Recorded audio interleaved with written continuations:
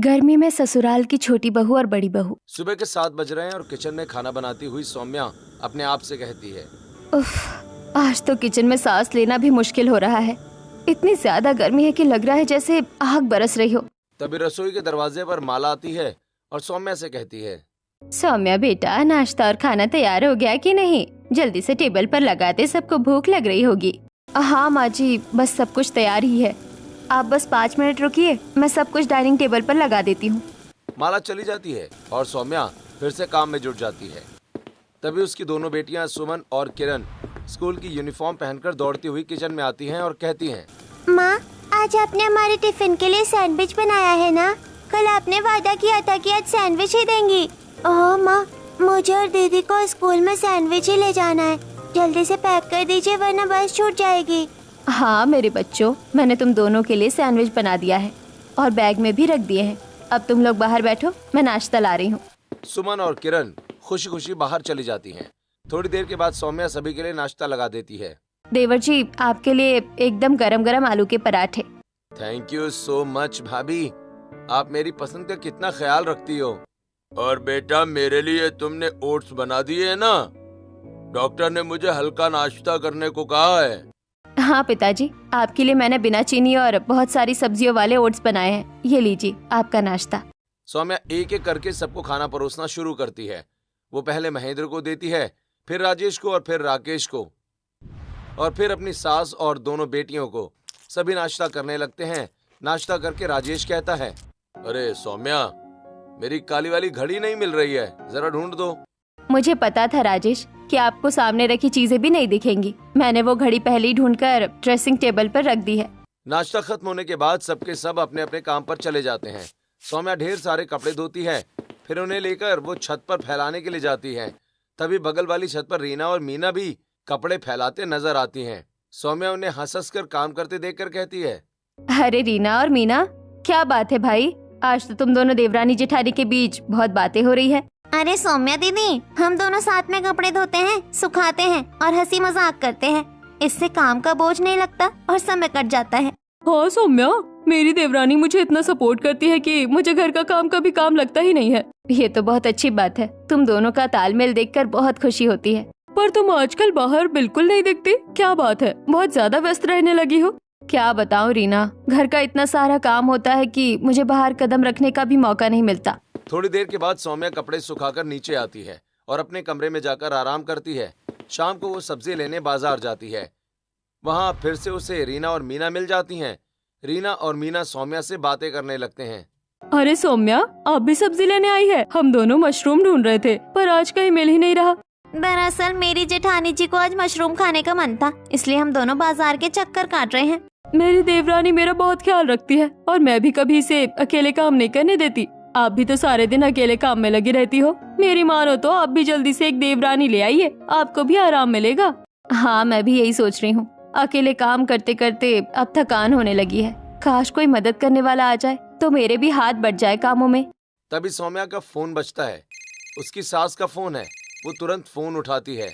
तब माला कहती है, सौम्या कहाँ है? तू जल्दी घर आ, बहुत जरूरी काम है। पंडित जी घर आए हुए हैं। जी माँ जी। सौम्या जल्दी से घर पहुँचती है। हॉल में पंडित जी सोफे पर बैठे हैं और उनके सामने कई सारी फोटोज फैली हुई हैं।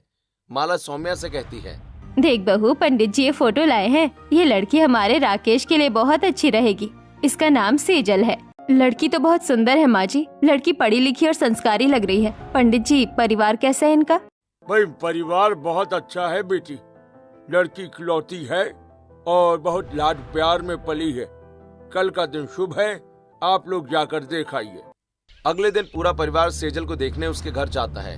सेजल एक सुंदर नीले रंग का सूट पहनकर हाथ में चाय की ट्रे लेकर आती है। उसे देखकर माला कहती है, सेजल बेटा, अपने बारे में कुछ बताओ। तुम्हें घर के काम और खाना बनाना तो पसंद है ना? जी आंटी, मैं पढ़ाई कर रही थी तो मुझे बहुत ज्यादा खाना बनाना तो नहीं आता, लेकिन मैं सब सीख लूंगी। बहुत अच्छी बात है बेटा, हमें तुम्हारी सादगी बहुत पसंद आई। राकेश, तुम्हें कुछ पूछना है? अरे नहीं पिताजी, मुझे रिश्ता मंजूर है। सेजल बहुत प्यारी है। इस तरह राकेश और सेजल का रिश्ता पक्का हो जाता है और 2 महीने के अंदर शादी की तारीख निकल आती है। इधर सेजल के घर में उसकी माँ रसोई में खाना बना रही हैं, तभी सेजल वहाँ आती है और कहती है, माँ खाना बनाया नहीं, मुझे बहुत भूख लग रही है, जल्दी करो।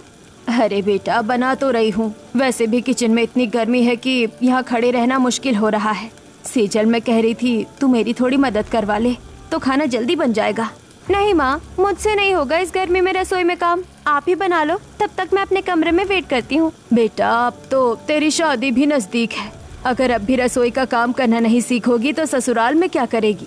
माँ आपको तो पता है ना कि मुझे एसी में रहना पसंद है, मैं इस तपती गर्मी में किचन में काम बिल्कुल नहीं कर सकती। अरे बेटा हर औरत को शादी के बाद किचन संभालना पड़ता है।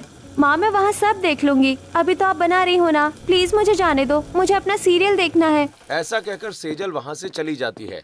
सेजल की माँ अपना सिर पकड़ लेती है। समय तेजी से बीतता है और शादी का दिन आ जाता है। बहुत धूमधाम से शादी होती है और सेजल दुल्हन बनकर सौम्या के घर आती है। गृह प्रवेश के बाद सेजल अपने कमरे में जाती है। वो गर्मी से परेशान है, जल्दी से वॉशरूम में जाकर चेंज करके आती है और पलंग पर बैठी है। तब राकेश उसे पानी देते हुए कहता है, सेजल थक गई होगी ना, ये लो पानी पियो, अब ये तुम्हारा ही घर है। राकेश मुझे तो गर्मी बिल्कुल बर्दाश्त नहीं है, शुक्र है इस कमरे में एसी लगा हुआ है, वरना मेरा दम घुट जाता। बातें करने के बाद दोनों सो जाते हैं। अगले दिन सुबह माला सेजल के कमरे में आती है। सेजल अभी अभी सोकर उठी है और तैयार हो रही है। माला सेजल से कहती है, सेजल बेटा आज तेरी पहली रसोई है, तुझे सबके लिए अच्छा खाना बनाना है। मुझे और तेरे ससुर जी को सूजी का हलवा पसंद है और राकेश को छोले भटूरे और सुमन किरण को आज खीर खानी है। बाकी तू अपनी पसंद की कुछ चीजें भी बना लेना। जी माँ जी। बाप रे इतनी सारी फरमाइशें, मैं इतनी गर्मी में ये सब कैसे बनाऊंगी। माँ ने सही कहा था कि किचन की आदत डाल लूं। तभी सौम्या कमरे के बाहर खड़ी सेजल का चेहरा देखती है। वो मुस्कुराते हुए अंदर आती है और कहती है, क्या सोच रही हो सेजल, यही ना कि अकेले इतना सब कुछ कैसे बनाओगी। कोई बात नहीं, घबराओ मत, मैं हूँ ना, चलो हम दोनों मिलकर किचन में कमाल करेंगे। थैंक गॉड जेठानी जी, आपने मेरा दिल जीत लिया।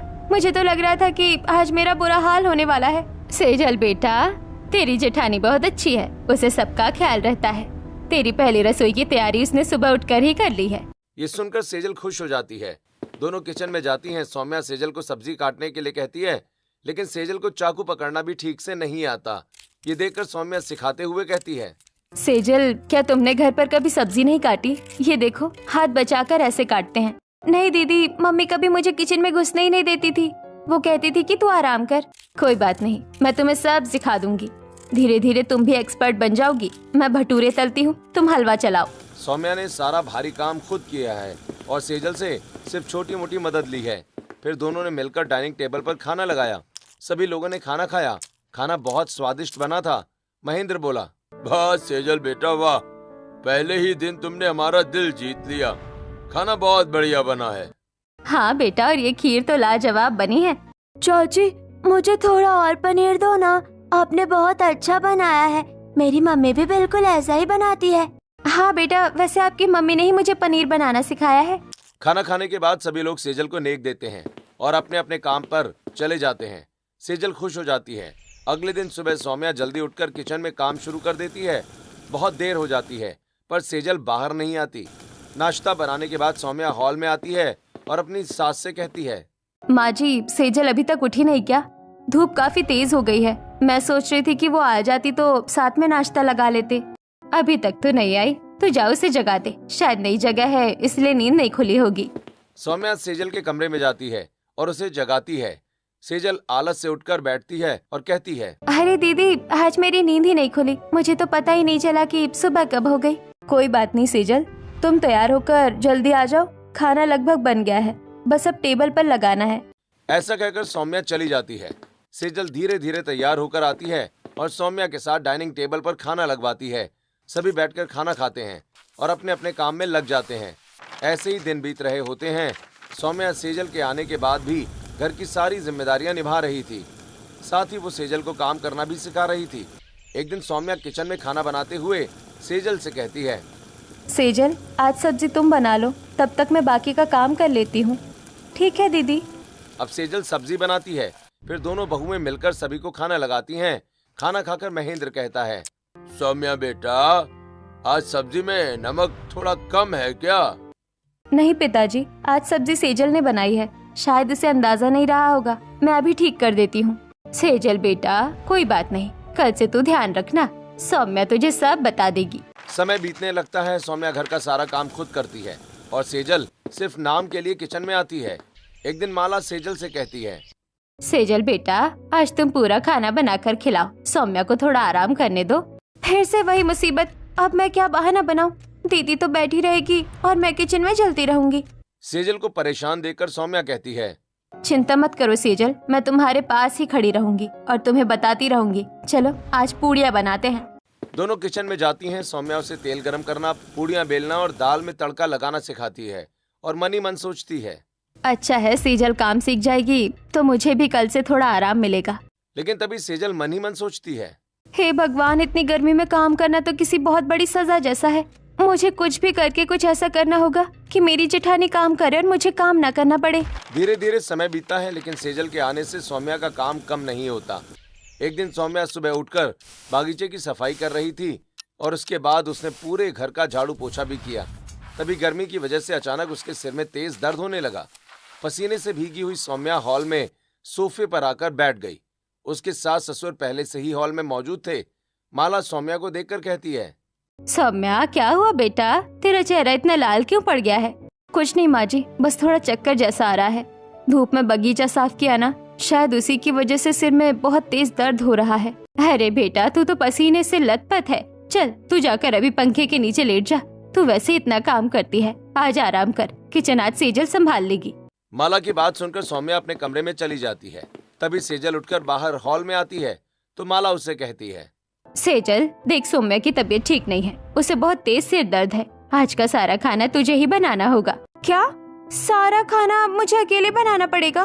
माँ जी, किचन में तो बहुत गर्मी है, मैं कैसे कर पाऊंगी? सेजल, सौम्या रोज इसी गर्मी में काम करती है, आज उसकी तबीयत खराब है तो क्या घर के लोग भूखे रहेंगे? जाओ जाकर खाना बना। सेजल पैर पटकते हुए किचन में जाती है। रसोई का तापमान देखते ही उसकी हालत खराब होने लगती है। वो मनी मन अपनी जेठानी को कोसने लगती है, हे भगवान, ये दाल सब्जी रोटी सब कुछ मुझे अकेले बनाना पड़ेगा। ये दीदी भी आज ही बीमार पड़ी है। अब समझ आया मम्मी क्यों कहती थी कि काम सीख ले। सेजल जैसे तैसे पसीने में भीगते हुए खाना बनाती है और डाइनिंग टेबल पर खाना लगा देती है। सभी लोग खाना खाने के लिए डाइनिंग टेबल पर बैठ जाते हैं। तब माला के आवाज देने पर सौम्या भी खाना खाने के लिए डाइनिंग टेबल पर आती है। सभी लोग खाना खाना शुरू करते हैं। खाना खाकर महेंद्र कहता है, अरे वाह सेजल बेटा, तुमने तो बहुत अच्छा खाना बनाया है। सौम्या ने तुम्हें वाकई में अच्छा सिखा दिया है। हाँ, सेजल ने साबित कर दिया कि वो भी घर संभाल सकती है। बेटा सेजल, अब से तुम रोज खाना बना लिया करो और सौम्या ऊपर के भारी काम कर लेगी, इससे दोनों का बोझ कम होगा। वैसे सौम्या, तुमने सेजल को काफी अच्छी ट्रेनिंग दी है, खाना अच्छा बना है।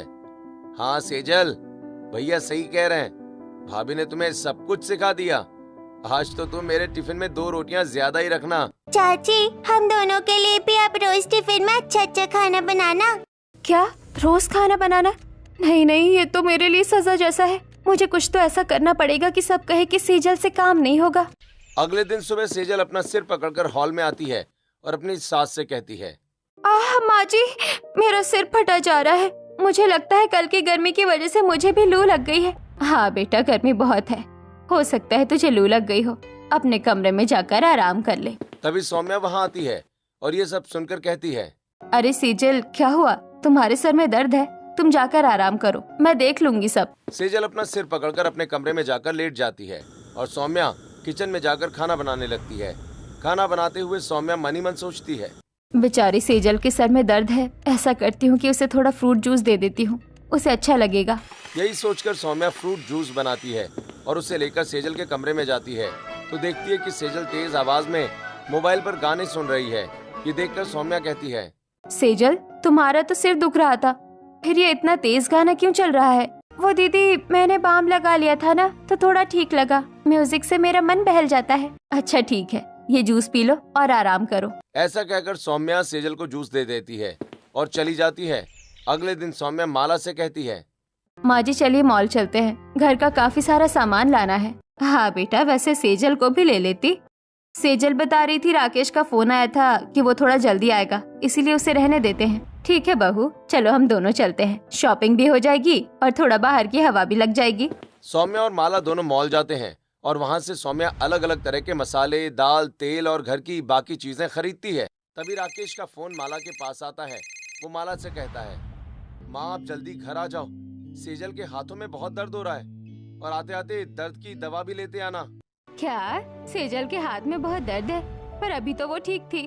ठीक है, हम अभी सामान लेकर वापस आते हैं। माला फोन रखकर सौम्या को सारी बातें बताती है। माला और सौम्या दोनों सेजल के लिए दर्द की दवा लेती हैं और घर के लिए निकल जाती हैं। सौम्या और माला घर पहुंचती हैं तो देखती हैं कि सेजल अपना दाहिना हाथ पकड़कर बैठी है। वो माला से कहती है, माँ जी पता नहीं अचानक क्या हुआ, मेरा ये सीधा हाथ बिल्कुल नहीं उठ रहा, बहुत तेज खिंचाव हो रहा है। कोई बात नहीं सेजल, ये लो दवा, इसे खा लो, आराम करो, मैं खाना बना लेती हूँ। चाची मैं दवाई खाने के लिए पानी लेकर आती हूँ। नहीं किरण, पानी मेरे कमरे में रखा है, मैं खा लूंगी। हाँ बहू, तुम अपने कमरे में जाकर आराम करो, आज सारा काम सौम्या बहू देख लेगी। हमारी सौम्या बहू तो हमेशा से ही सब कुछ संभालती आई है, इस घर की जिम्मेदारी उसी पर तो है। जाओ बेटा तुम कमरे में जाओ, और राकेश तू भी जाओ, उसका ख्याल रख। और सौम्या तुम जल्दी से खाना बना लो, बहुत भूख लग रही है। अब सेजल अपने कमरे में चली जाती है और सौम्या रसोई में जाकर खाना बनाने लगती है और सभी के लिए डाइनिंग टेबल पर खाना परोसती है। सेजल भी खाना खाने बैठती है। तभी पनीर के कटोरे को देखकर सेजल उसे दाहिने हाथ से उठाते हुए कहती है, भाभी पनीर से बहुत अच्छी खुशबू आ रही है, लगता है आपने बहुत ही टेस्टी पनीर की सब्जी बनाई है। ऐसा कहकर सेजल अपनी प्लेट में सब्जी निकालने लगती है। तब सौम्या हैरान होकर सेजल से कहती है, अरे सेजल, तुम्हारे ये हाथ तो अभी उठ ही नहीं रहा था, इतनी जल्दी ठीक कैसे हो गया? वो दीदी, वो आपने जो दवा दी थी ना, उसका असर है। सौम्या को अब शक होने लगा था कि सेजल जानबूझकर बहाने बना रही है। सभी लोग खाना खा लेते हैं और अपने कमरे में जाकर आराम करते हैं। अगले दिन शाम को सुमन और किरण सौम्या के पास आती हैं और कहती हैं, माँ कल हमारा स्कूल में टेस्ट है, प्लीज हमें थोड़ा पढ़ा दीजिए, हमें कुछ समझ नहीं आ रहा। हाँ सौम्या, बच्चों की पढ़ाई बड़ी जरूरी है, तुम इन्हें पढ़ाओ और आज सेजल खाना देख लेगी। हाँ बेटा सेजल, तू आज खाना बना ले और ससुर जी के लिए खीर जरूर बनाना, उनका बहुत मन है। खीर? इस गर्मी में घंटों दूध उबालना पड़ेगा, अब क्या करूँ? अब सेजल किचन में जाती है, खाना बनाना शुरू करती है। वो आटा गूंथ रही होती है कि तभी सौम्या बच्चों को पढ़ाने के बाद किचन में आती है और कहती है, लाओ सेजल, मैं रोटियां बेल देती हूँ, तुम बस सेक लो, जल्दी काम खत्म हो जाएगा। ठीक है दीदी। जैसे ही सौम्या रोटी बेलकर तवे पर डालती है, सेजल जानबूझकर अपनी उंगली तवे के पास ले जाती है और जोर से चिल्लाती है, मेरी उंगली जल गई, बहुत जोर से जलन हो रही है, अब मुझसे काम नहीं होगा। अरे सेजल, ध्यान से काम करना चाहिए, ऐसा करो तुम जाकर बर्फ लगाओ, मैं कर लूंगी। सेजल फिर से बर्फ निकालकर उंगली पर लगाते हुए बाहर चली जाती है और सौम्या रोटियां बनाने लगती है। थोड़ी देर के बाद महेंद्र बाहर से लौटता है और अपने साथ 2 लट्टू लेकर आता है। वो किरण और सुमन को लट्टू देते हुए कहता है, सुमन, किरण, देखो दादाजी तुम्हारे लिए क्या लाए हैं, चलो आओ लट्टू नचाते हैं। बच्चे लट्टू नचाने लगते हैं। तभी सेजल अपने कमरे से बाहर आती है और दोनों को लट्टू नचाता देखकर कहती है, अरे वाह लड्डू, देखो मैं इस लड्डू को अपनी उंगली पर नचा सकती हूँ। क्या चाची, आप सच कह रही हैं? आप लड्डू को उंगली पर नचा सकती हैं? चाची हमें नचा कर दिखाओ ना, एक उंगली पर लड्डू। सेजल उसी उंगली पर लट्टू नचाने लगती है जिसे उसने अभी अभी जला हुआ बताया था। तभी सौम्या वहां आ जाती है और सेजल को उंगली पर लट्टू नचाता देख कहती है, अरे सेजल, अभी तो तुम्हारी ये उंगली जली थी और अब तुम इस पर लड्डू नचा रही हो। अरे दीदी, मैंने बर्फ लगा लिया था ना तो ठीक हो गई। अच्छा, तो उंगली लड्डू नचाने के लिए ठीक है पर रोटी सेकने के लिए जली हुई है, इसका मतलब है कि मेरा शक सही है और सेजल जानबूझकर काम से बचने के लिए ये नाटक करती है। अब बहुत हुआ, इसे सबक सिखाना ही पड़ेगा। अगले दिन सुबह सौम्या सेजल के कमरे में आकर उससे कहती है, सेजल, मैं घर की साफ सफाई करने जा रही हूँ, तुम किचन में जाकर खाना बना लो। दीदी, मेरी तबीयत थोड़ी ठीक नहीं लग रही है, क्या मैं आज आराम कर लूँ? नहीं सेजल, तबीयत ठीक हो या ना हो, आज खाना तुम्हें ही बनाना पड़ेगा, मुझे बहुत काम है। सेजल गुस्से में किचन में जाती है और खाना बनाते हुए सोचती है, अगर खाना अच्छा बनेगा तो सब रोज मुझसे ही खाना बनवाएंगे, क्यों ना खाना ही बिगाड़ दिया जाए। यही सोचकर वो सब्जी में मुट्ठी भर लाल मिर्च डाल देती है।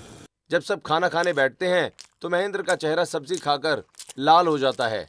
वो कहता है, ओफो सेजल, ये क्या बनाया है, सब्जी में इतनी मिर्च? सॉरी पापा जी, मुझे अंदाजा नहीं रहा। कोई बात नहीं पिताजी, मैं अभी इसमें मलाई और दही का तड़का लगा देती हूँ, मिर्च कम हो जाएगी। सौम्या सब्जी को रसोई में ले जाती है, उसमें मलाई डालती है और दही का तड़का लगा देती है, फिर वापस ले आती है और सभी लोग खाना खा लेते हैं। अगले दिन सेजल ने कपड़े धोते समय जानबूझकर सफेद कपड़ों पर रंगीन कपड़े डाल दिए और उन पर दाग छोड़ दिए।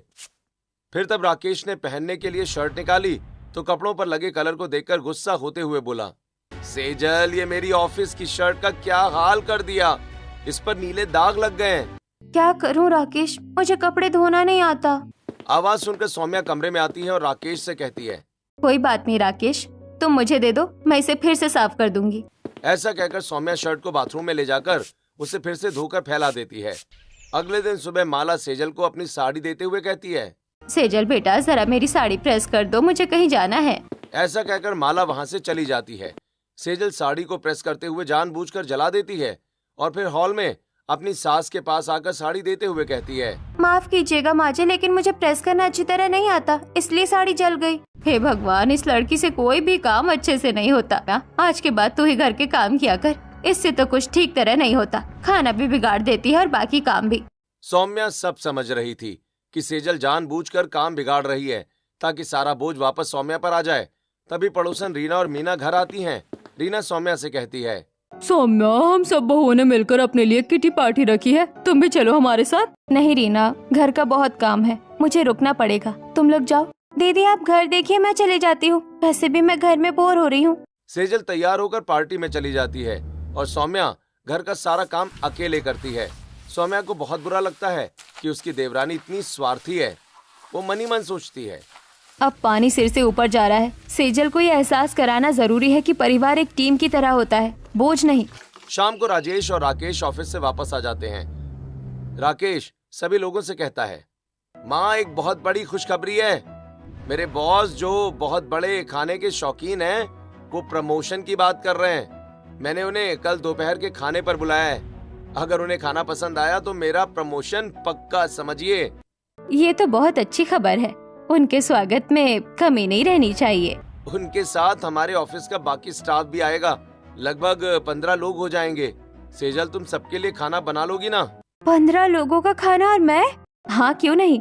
सेजल बहुत अच्छा खाना बनाती है, मैं मदद करूँगी ना, हम दोनों मिलकर सब संभाल लेंगे। हाँ दीदी, अगर आप साथ हो तो मैं बना लूंगी, वरना 15 लोगों का खाना मेरे बस का नहीं है। सौम्या मनी मन मुस्कुराती है और अपने आप से कहती है, कल तुम्हें समझ में आएगा सेजल कि अकेले काम करना क्या होता है। अगले दिन सौम्या अपना पेट पकड़कर हॉल में आ जाती है और अपनी सास से कहती है, आहो, उफ, माँ जी, मेरा पेट बहुत दुख रहा है, मुझे बहुत तेज चक्कर आ रहे हैं और ऐसा लग रहा है जैसे अभी उल्टी हो जाएगी। अरे सौम्या, तुझे अचानक क्या हो गया? माँ जी, मेरे कमरे का एसी बंद हो गया था, रात भर गर्मी की वजह से सो नहीं पाई और अब पेट में भी बहुत तेज दर्द हो रहा है, मुझसे तो खड़ा भी नहीं हुआ जा रहा। ये सब सुनकर सेजल कहती है, दीदी आप ऐसे कैसे बीमार पड़ सकती हैं? आपने तो कहा था कि आप मेरी मदद करेंगी, अब मैं अकेले 15 लोगों का खाना कैसे बनाऊंगी? क्या करूं सेजल, बीमारी बताकर थोड़ी आती है। माँ जी मुझे माफ करना, पर आज मैं रसोई में कदम भी नहीं रख पाऊंगी। कोई बात नहीं बेटा सौम्या, तू जाकर आराम कर, सेहत पहले है ना। सेजल, अब ये तुम्हारी जिम्मेदारी है, तुम्हें ही खाना बनाना पड़ेगा। हाँ सेजल, हिम्मत करो, मेरे प्रमोशन का सवाल है यार। अगर आज खाना अच्छा नहीं बना तो मेरी इज्जत तो मिट्टी में मिल जाएगी। हे भगवान, ये क्या मुसीबत है, अब मुझे इस तपती गर्मी में अकेले ही मरना पड़ेगा। सेजल भारी मन से रसोई में जाती है। सौम्या चुपके से अपने कमरे में जाकर लेट जाती है। इधर किचन में सेजल खाना बनाना शुरू करती है। तभी सुमन और किरण वहाँ आती हैं और कहती हैं, चाची, माँ ने कहा है कि मेहमानों के आने से पहले आप हमारे लिए गर्मा गर्म वेजिटेबल सूप बना दे, हमें बहुत भूख लगी है। बेटा अभी मुझे इतना सारा खाना बनाना है, सूप बाद में बना दूंगी ना। नहीं चाची, माँ ने कहा था कि आप बहुत अच्छा सूप बनाती हैं, प्लीज बना दीजिए। सेजल चिढ़ते हुए उन दोनों को सूप बनाकर दे देती है। दोनों सूप लेकर वहाँ से चली जाती हैं। तभी सौम्या पेट पकड़कर किचन में आती है और कहती है, सेजल, छोटे बर्तनों में खाना नहीं बनेगा, जाओ स्टोर रूम से वो बड़े भगोने निकाल लाओ और उन्हें अच्छे से मांज लेना। क्या, वो भारी बर्तन? दीदी मेरी कमर टूट जाएगी। अरे तुम तो जवान हो सेजल, थोड़ी मेहनत करोगी तो हाथ पैर खुल जाएंगे। चलो जल्दी करो, समय कम है और काम ज्यादा। मेरे पेट में दर्द है, वरना मैं भी कुछ काम कर लेती। ऐसा कहकर सौम्या वापस अपने कमरे में चली जाती है और सेजल स्टोर रूम से बड़े बर्तन घसीटते हुए लाती है और उन्हें साफ करती है। उसका बुरा हाल हो चुका है। वो सब्जियां काटने बैठती है तो उसे एहसास होता है कि 15 लोगों के लिए सब्जी काटना कितना थका देने वाला काम है। वो बार बार पानी पीने के लिए बैठ जाती है और कहती है, मैं तो गिर ही जाऊंगी, इतनी गर्मी और इतना सारा काम।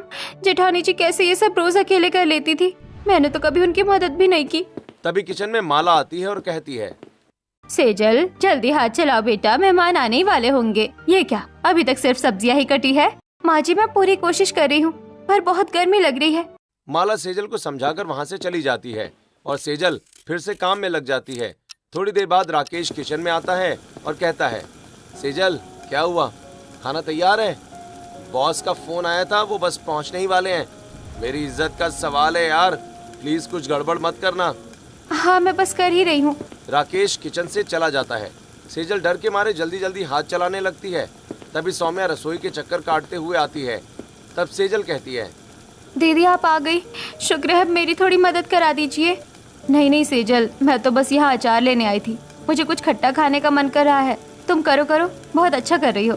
सौम्या अचार लेकर मुस्कुराते हुए चली जाती है। सेजल फिर से काम में लग जाती है।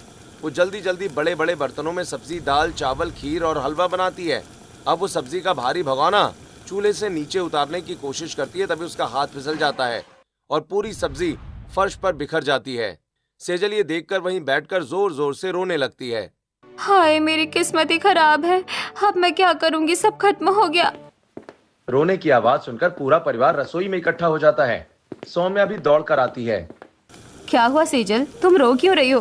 दीदी मुझसे बहुत बड़ी गलती हो गई, सारी सब्जी गिर गई। मैंने आपको हमेशा काम में अकेला छोड़ा, आज मुझे समझ आया कि अकेले काम करना कितना मुश्किल होता है। मुझे माफ कर दीजिए। अब समझ में आया सेजल कि किसी को अकेला छोड़ देने से क्या होता है। अरे दीदी आपकी आवाज़ तो बिल्कुल ठीक लग रही है और आप सीधी खड़ी भी है। हाँ सेजल, मुझे कुछ नहीं हुआ था, मैं बस तुम्हें ये एहसास कराना चाहती थी कि घर सबका होता है और काम भी मिलकर ही करना चाहिए। तुम जो बहाने बनाती थी वो मैं सब जानती थी। आप सही कह रही है दीदी, मैं बहुत स्वार्थी हो गई थी, मुझे अपनी गलती का एहसास हो गया है। कोई बात नहीं, अब रोना बंद करो, अभी भी समय है। तुम जल्दी से रायता और सलाद तैयार करो, मैं दोबारा सब्जी बना देती हूँ। ये सब देखकर घर के सभी लोग बहुत खुश हो जाते हैं। दोनों देवरानी जेठानी मिलकर किचन में फैली हुई सब्जी को साफ करती हैं। फिर बिजली की रफ्तार से काम शुरू करती हैं। सौम्या की फुर्ती और सेजल का नया उत्साह मिलकर जादू कर देते हैं। 1 घंटे में खाना फिर से तैयार हो जाता है। तभी बॉस अपने स्टाफ के साथ घर पहुंच जाते हैं। दोनों बहुएं सभी के लिए खाना परोसती हैं। सब लोग खाना खाते हैं। खाना खाने के बाद सभी हॉल में बैठे हैं। तब बॉस राकेश से कहते हैं, वेल राकेश, तुम्हारी पत्नी ने तो कमाल कर दिया यार, ऐसा खाना मैंने आज तक सच में कभी नहीं खाया। ये लो तुम्हारा प्रमोशन लेटर, तुम इसके हकदार हो। Thank you so much sir, ये सब इन दोनों की मेहनत का नतीजा है। मेहमानों के जाने के बाद पूरा परिवार हॉल में बैठा होता है। सब बहुत खुश हैं। भाई आज मुझे अपनी दोनों बहुओं पर बहुत गर्व है। तुम दोनों ने मिलकर घर की इज्जत बचा ली। पिताजी, अब जब राकेश का प्रमोशन हो गया है तो कल से हम एक काम वाली भी रख लेंगे ताकि घर का काम और आसान हो जाए। बिल्कुल सही कहा। और अब से घर में कोई बहानेबाजी नहीं चलेगी, सब मिलकर प्यार से रहेंगे। दीदी, कल से मैं आपके साथ हर काम में हाथ बटाऊंगी बिना किसी बहाने के। मुझे पता है सेजल, अब हम सिर्फ देवरानी जेठानी नहीं, सगी बहनों की तरह रहेंगे। अगले दिन से घर में एक नई सुबह होती है। मेड काम पर आ जाती है और सौम्या और सेजल मिलकर घर की जिम्मेदारियां हंसते हंसते निभाती हैं। घर में अब गर्मी तो है, पर रिश्तों में वही पुरानी ठंडक और प्यार वापस आ गया है।